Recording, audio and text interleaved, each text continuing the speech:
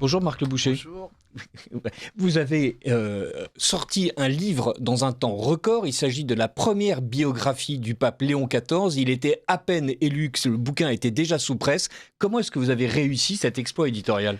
Eh bien, écoutez, je dirais d'abord, c'est à la fois un travail d'anticipation et un travail d'équipe. Anticipation parce que, la santé du pape François était tout à fait chancelante, ça on le savait. On a malheureusement un petit peu assisté à cet lent affaiblissement dans les mois et les semaines qui ont précédé son décès. Euh, il nous semblait important, d'anticiper. Nous avons déjà fait une opération de ce genre pour le pape François, il y a 10-12 ans, au moment de son élection. Alors, donc, ce travail d'anticipation, comme le font aussi les journaux, hein, c'est un travail, au fond, à la fois d'édition et de presse. Il y a toute une partie qu'on peut préparer en travaillant avec l'agence Immédia, une agence spécialisée dans le domaine religieux. On a pu avoir un certain nombre des fiches sur les cardinaux et donc du coup avoir déjà un petit peu une première matière.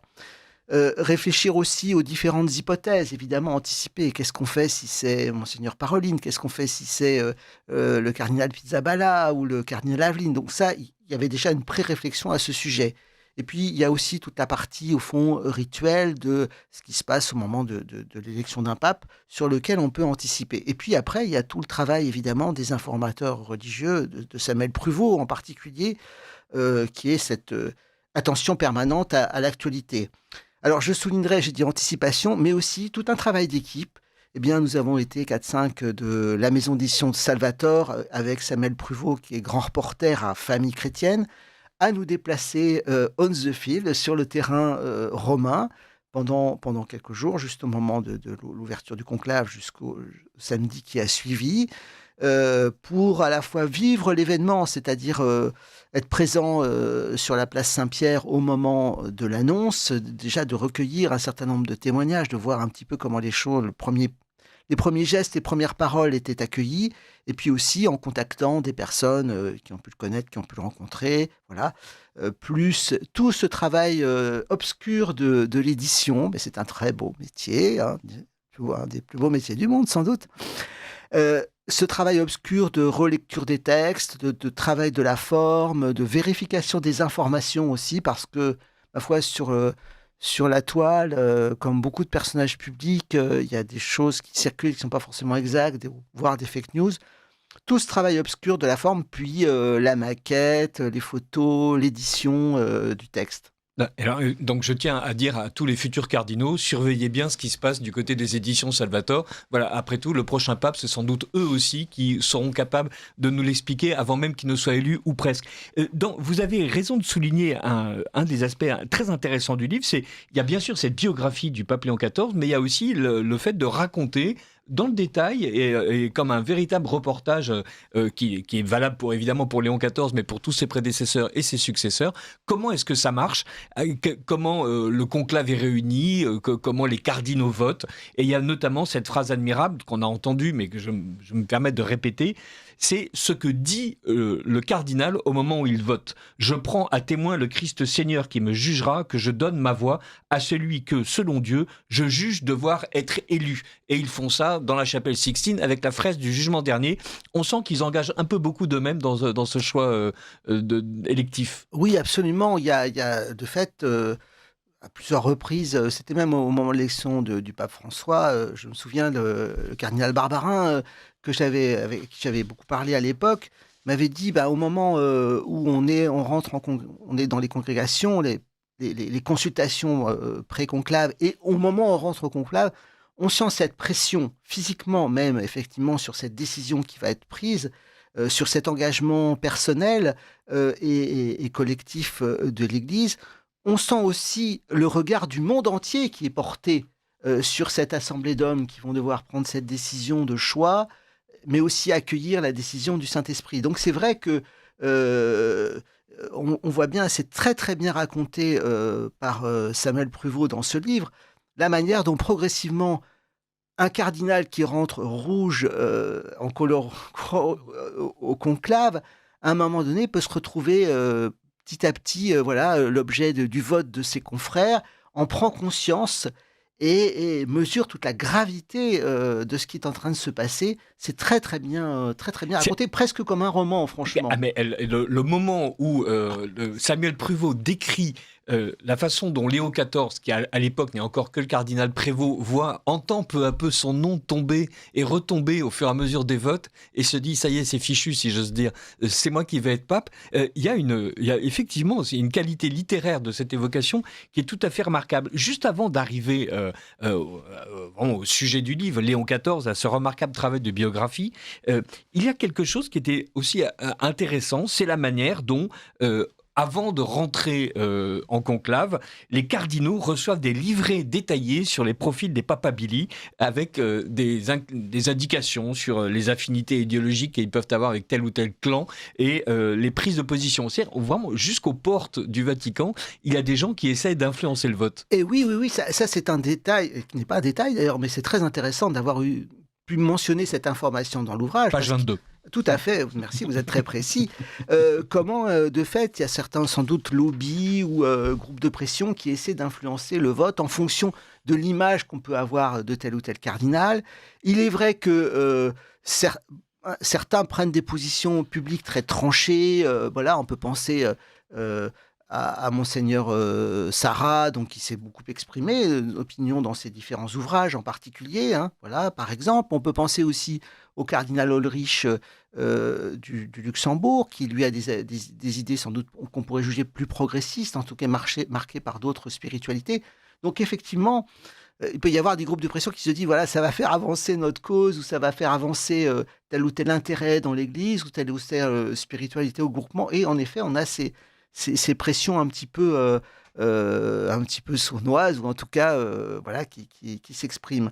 Alors, ce qui est intéressant, c'est de voir que ces congrégations, donc ces formes de consultation, ou du moins de prise de parole, qui ont lieu avant l'entrée vraiment en conclave, permettent quand même à des cardinaux qui ne se connaissent pas forcément de cerner telle ou telle personnalité, telle ou telle urgence aussi, tel ou tel axe.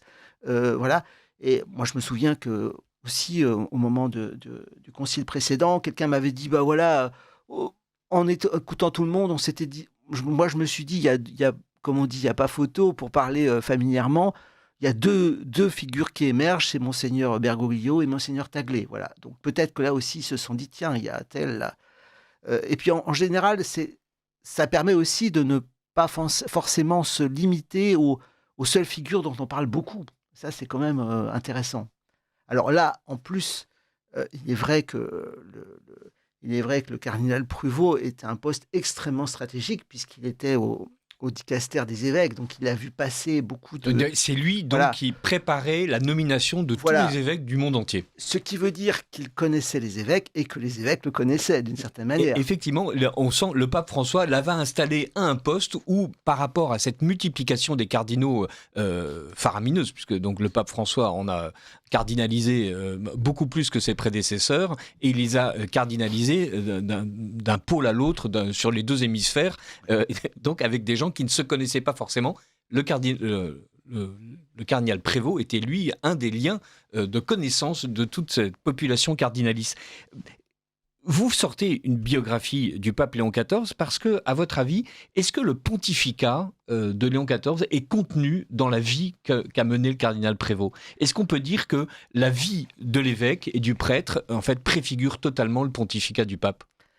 Alors, je vais vous faire une réponse de Normand. Hein. C'est à la fois oui et pas forcément totalement. C'est-à-dire que... Ok, merci. Hein, voilà, mais je vais quand même développer. Oui, en effet, c'est très clair qu'il y a cette marque de la spiritualité de Saint-Augustin, par exemple, puisqu'il est c'est un religieux, membre de la congrégation des ermites de Saint-Augustin. Donc cette spiritualité très axée sur la vie communautaire, sur la prière, sur l'expérience spirituelle, et la figure du grand saint évêque d'Hippone. À la fois, c'est l'homme des confessions, d'expériences spirituelles un peu personnelles, et puis de la cité de Dieu, le souci de l'ensemble, du bien commun, etc. Alors, il y a cette marque-là. Il y a la marque du missionnaire. Hein. Un missionnaire, C'est quelqu'un qui annonce, qui s'engage aussi à partir de chez lui, à quitter ses racines pour annoncer la parole, et qui a aussi ce souci des cultures dans lesquelles il va se trouver plongé. Il a l'expérience du déracinement, à ce que me disait le père Cabanac, un religieux augustin de l'Assomption. Ce qui n'était pas le cas du pape François ou du pape Jean-Paul II, qui étaient très enracinés dans leur pays d'origine, hein. Il n'y avait pas plus polonais que notre pape Jean-Paul II. Et on sait aussi l'attachement à l'Argentine très fort du père Bergoglio. Donc là, on a quelqu'un qui a vécu, qui est d'origine nord-américaine, des États-Unis, et qui a vécu très longtemps au Pérou, au point d'en prendre la nationalité, etc. Donc, il y a cette expérience du déracinement. Voilà. Tout ça va quand même conditionner. Et puis du religieux qui a été supérieur général de son ordre pendant un peu plus d'une dizaine d'années et qui a sillonné le monde entier. Il a visité 50 pays à peu près. On va y revenir parce qu'effectivement, c'est quelque chose de tout à fait étonnant. Tout à fait étonnante. Donc du coup, effectivement, voilà, il y a cette expérience-là. Après, je disais ce que disait un cardinal quand on a beaucoup parlé des origines familiales, mais un cardinal qui dit, mais une fois qu'il va être arrivé au siège de Pierre, tout ça, ça va passer un peu au second plan. Il est pasteur de l'Église universelle, donc quelque part, la fonction va sans doute le transformer, probablement. Et puis, à nouveau être un peu au service de tous et voilà, serviteur des serviteurs de Dieu. C'est quand même tout un programme. Il y a quelque chose qui est très émouvant dans cette biographie, c'est qu'on voit, et c'est ce que dit à un moment donné le cardinal Vesco, c'est que le futur Léon XIV est un bon soldat. C'est-à-dire, en fait, il a tout le temps obéi. Je vais me permettre de le citer un tout petit peu. Je vois bien dans le cursus du cardinal Prévost que c'était le bon soldat. On lui a demandé de faire de la formation, il l'a faite. On l'a renvoyé au Pérou, puis on l'a renvoyé aux États-Unis. Il a été évêque au Pérou, puis administrateur d'un diocèse qui avait des soucis. Il a été nommé à la curie romaine pour prendre la tête du dicastère pour les évêques. Toutes les personnes qui parlent de lui, partout où il est passé, disent du bien. En fait, il a à chaque fois accepté la mission, quand bien même ce n'était pas forcément ce qu'il aurait souhaité, ce qu'il aurait désiré, effectivement que ça l'envoyait loin de chez lui, ça l'envoyait loin de son ordre. Oui. Effectivement, il y a cette dimension des trois vœux religieux, pauvreté, chasteté, obéissance. Et là, Samuel a bien développé cette thématique du religieux qui accepte les missions qui lui sont confiées. Hein. Alors, c'est pas forcément... ça ne veut pas dire qu'après, on obéit de manière inconditionnelle à n'importe quoi, mais il y a vraiment ce sens effectivement du service et de la mission auquel on est appelé. Notons que le pape François était aussi un religieux, hein, et que lui aussi, comme jésuite, à un moment donné, on l'a envoyé un peu en exil parce que les choses étaient un petit peu compliquées. Voilà. Bon, là, c'est pas le cas de notre ami. Oui, on va éviter de dresser trop de parallèles entre François et Léon XIV, parce qu'on est tellement content que Léon XIV soit élu, ça sert à rien d'évoquer tout le passé. Tout à fait. Il a une formation tout à fait intéressante. Voilà, les religieux augustins, donc c'est un ordre intellectuel d'une certaine manière. Oui, voilà, c'est avec donc, évidemment bien ancré dans la spiritualité et de Saint-Augustin, père de l'Église, mais c'est aussi un ordre, vous l'avez souligné tout à l'heure, missionnaire, et puisqu'il a été élu à 48 ans, si je ne m'abuse, chef de sa congrégation, ou de son ordre, pardonnez-moi, il a à deux reprises, en fait, parcouru tous les pays où les Augustins sont présents. Absolument. C'est ce que fait de manière institutionnelle un supérieur général le général des Jésuites ou le maître général des Dominicains. Et bien voilà, une grande partie de sa vie, c'est dans les avions, c'est pour aller visiter ses communautés, visiter ses frères, écouter, prendre le temps le pouls des différentes communautés. Ça, c'est tout à fait essentiel. Alors aujourd'hui, ça prend évidemment une dimension très nouvelle, puisque on a des transports très rapides, on a des moyens de communication très forts. Donc, du coup, cette expérience mondiale, on parle de la mondialisation. Je pense qu'avec Léon XIV, on passe à un niveau supérieur de mondialisation. Il insiste beaucoup aussi sur cette nouvelle ère que nous vivons. Le pape Léon XIII, donc fin du 19e siècle, début du 20e, lui...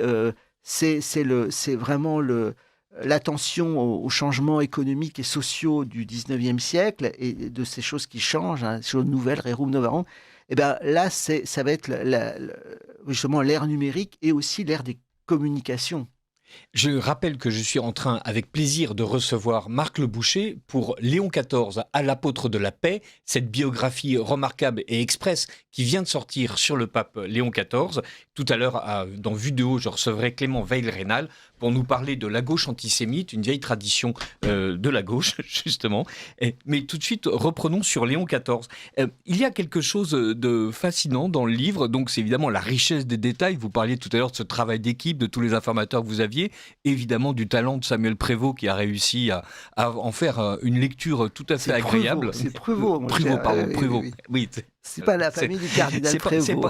Voilà, on va pas tout confondre tout de suite, en tout cas pas moi, merci. Je vous en prie. Et il y a quelque chose de très américain, si j'ose dire. J'ai presque eu l'impression, vous savez, d'entendre ces starlettes qui expliquent qu'elles ont un quart de sang iroquois, un demi-quart de sang suédois.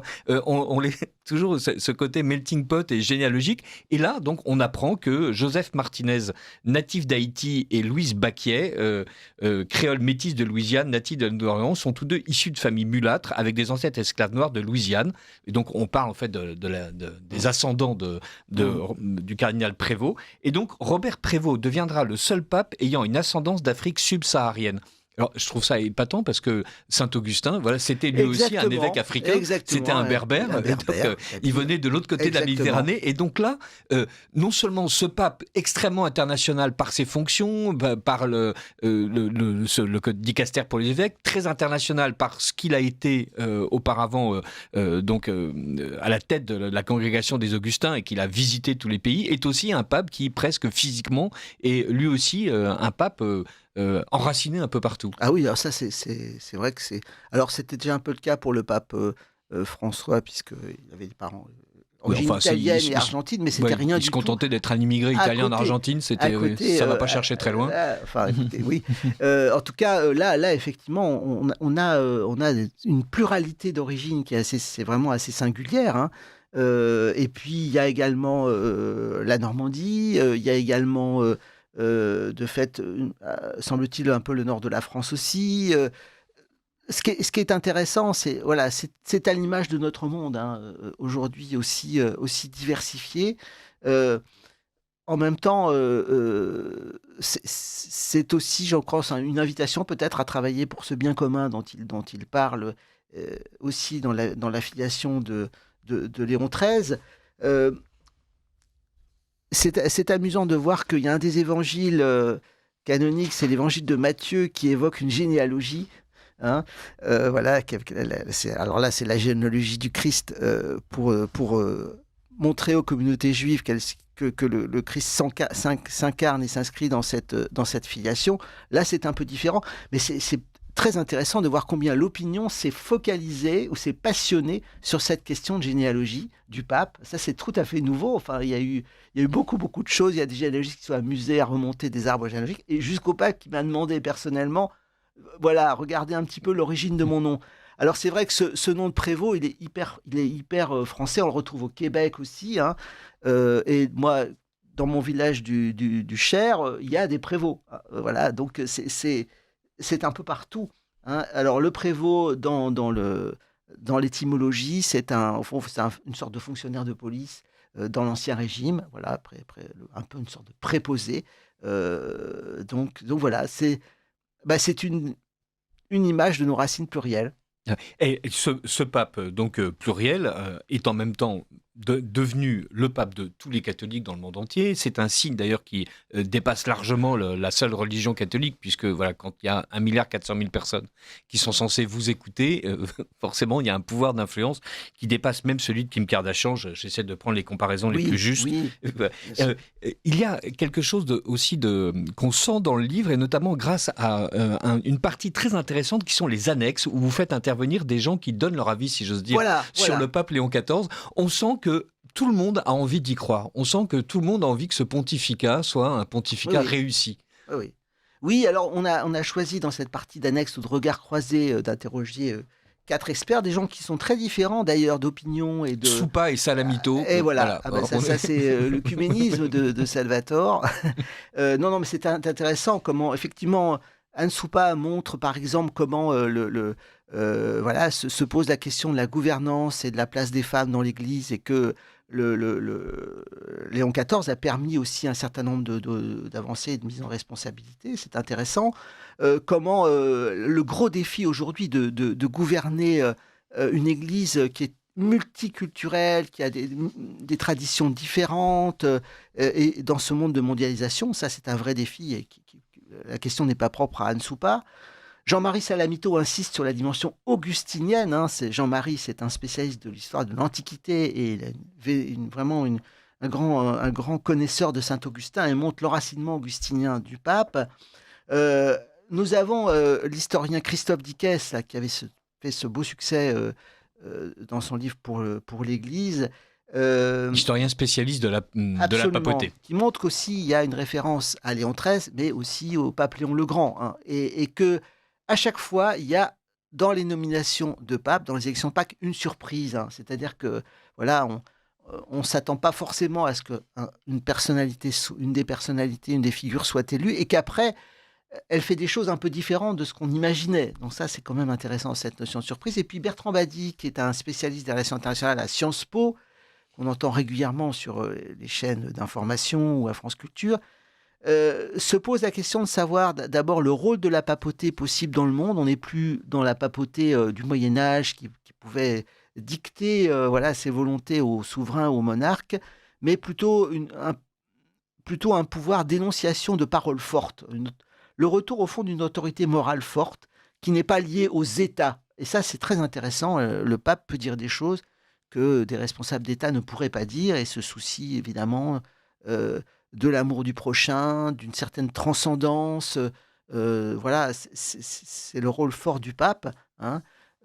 Et donc, en se demandant, voilà, c'est une question intéressante, on va voir.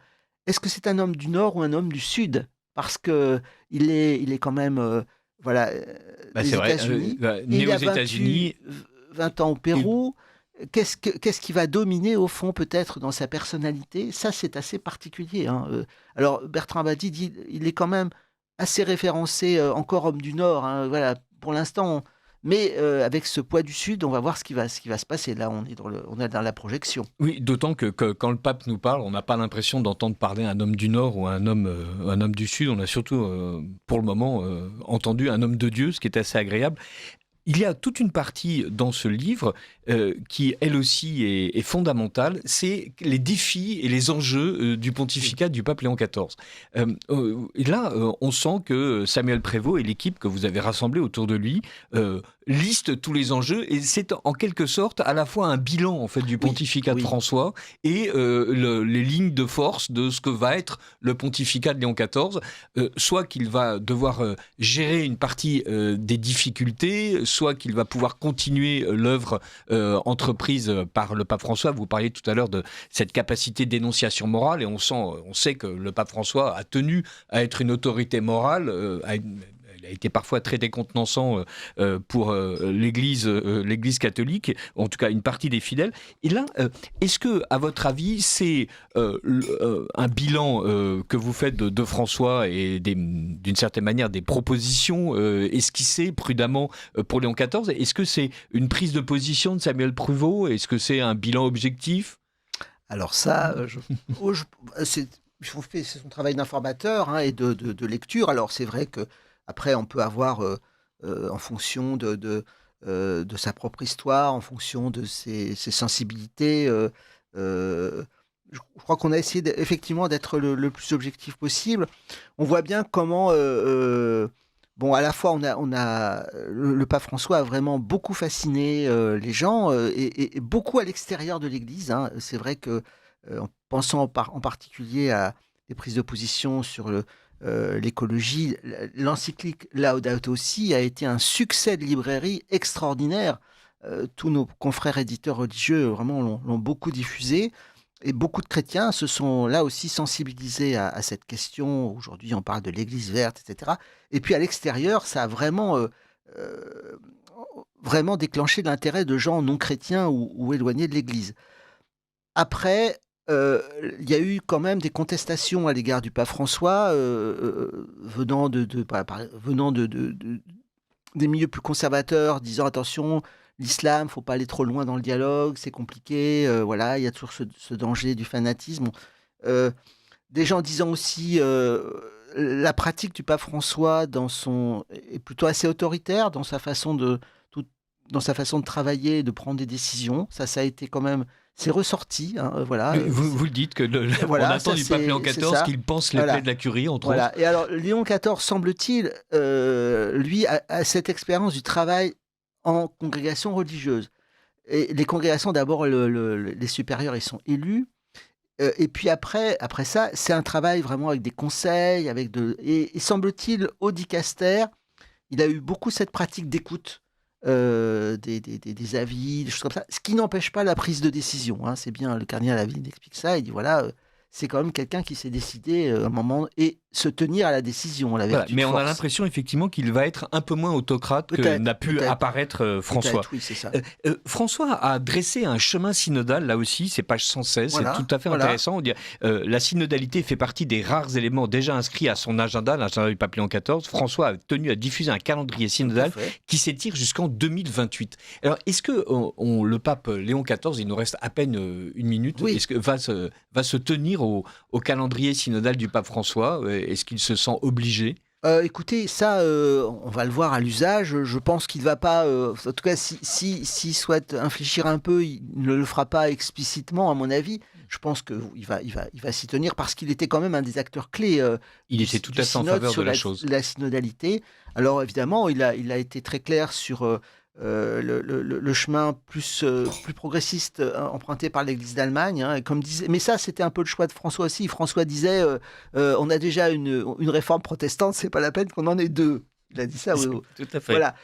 Donc, mais à mon avis, oui, ce chemin de synodalité va se poursuivre, ne serait-ce que par sa dimension de religieux habitué au dialogue. Absolument. Et il y a chez Léon XIV, en tout cas dans la manière dont on nous présente ce pape, vraiment une espérance, une foi, une espèce de joie qui est tout à Oui, fait oui, remarquable. tout à fait. Je crois que vous l'avez senti, juste quelques secondes, cette première rencontre. Oui, alors ça, moi j'ai eu la chance effectivement, de le voir au moment de son élection, et enfin, de le voir à la loggia comme tout le monde, et puis de le rencontrer le lendemain, dans la salle à manger de Sainte-Marthe. J'ai été frappé par cette belle allure, cette élégance qui fait penser un peu à Paul VI, par exemple, hein, de cet homme un peu élancé, et avec un sens de la répartie très agréable. Effectivement, avec un beau rayonnement. Notre monde a vraiment besoin d'espérance, surtout en ce moment. Effectivement, notre monde a besoin d'espérance. Ce petit livre, Léon XIV, l'apôtre de la paix, qui vient de paraître aux éditions Salvator, donc Tour de France éditorial, vous permettra de partager un peu de cette espérance et de cette joie. Et on va terminer en rappelant les paroles même du pape. Dieu nous aime, Dieu vous aime tous et le mal ne triomphera pas. Voici une parole absolument enthousiasmante. Merci beaucoup Marc Le Boucher d'être venu Merci partager votre travail et celui de vos équipes avec nous sur Radio Courtoisie. Merci Richard, au revoir.